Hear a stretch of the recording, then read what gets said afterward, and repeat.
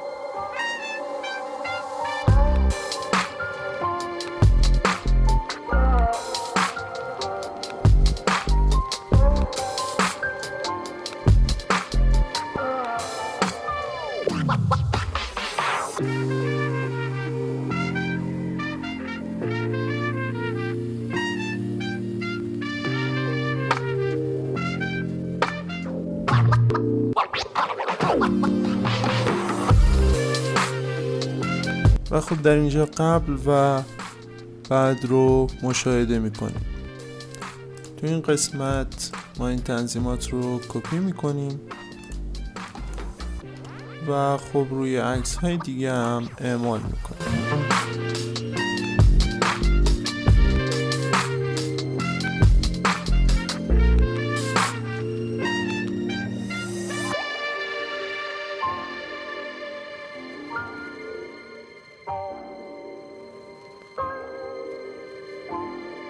اگر از این سبک آموزش خوشتون میاد خیلی خوشحال میشم که کانالمو سابسکرایب کنید و اون زنگولش رو فعال کنید تا آموزش‌های بعدی رو از دست ندین.